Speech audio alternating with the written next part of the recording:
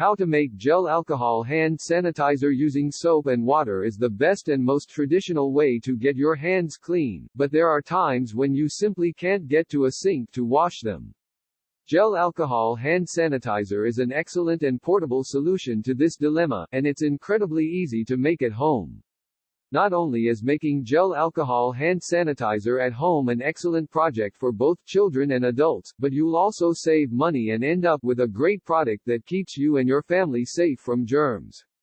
Small bottles make great gifts. Making gel alcohol hand sanitizer without fragrance. Obtain your ingredients. The components needed to make gel alcohol hand sanitizer are common household products, so it's quite possible that you already have them. If you don't, you can obtain them easily at any drug or grocery store. You will need rubbing isopropyl alcohol that is at minimum 91% pure and plain aloe vera gel. That's it. To be comparable to store-bought products like Purell or Germex in terms of effectiveness, the final product needs to be at least 65% alcohol. Using 91% isopropyl alcohol will place your final product within that range. If you can find 99% isopropyl alcohol, choose that.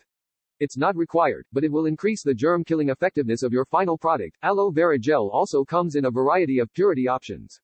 You'll want the purest that you can find. Simply check out the label to get the purity information. This doesn't alter the effectiveness of the product, but using the purest you can find will ensure that your final mixture contains the least amount of additives and additional chemicals. Gather your tools. The tools needed are also very common household items, which makes this process even easier. You'll need a clean bowl, a spatula or spoon, a funnel and a recycled liquid soap or hand sanitizer bottle.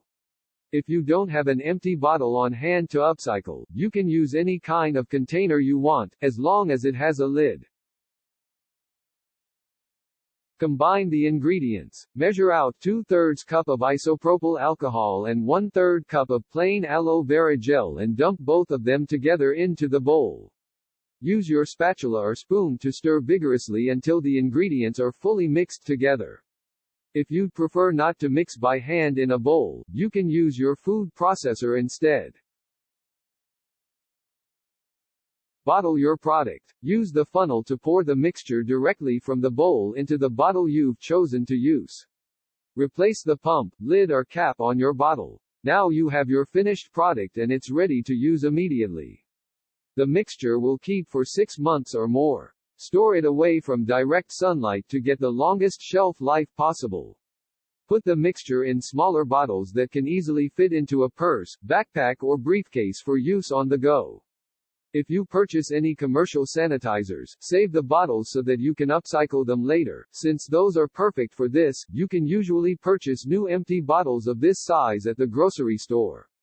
Check the aisle with travel-size personal care items. Use the sanitizer correctly. There is actually a proper way to use sanitizer to get maximum effectiveness from the product. Before you start, make sure your hands are clean of visible dirt and grime. Sanitizer isn't meant for situations when you find your hands dirty with actual dirt. Using about a palm-sized amount of the sanitizer, rub your hands briskly together for 20 to 30 seconds, taking care to get underneath your fingernails, between your fingers, the back of your hands and your wrists. Allow the sanitizer to dry completely, without wiping your hands off or rinsing them with water. Once the sanitizer dries completely, the process is complete.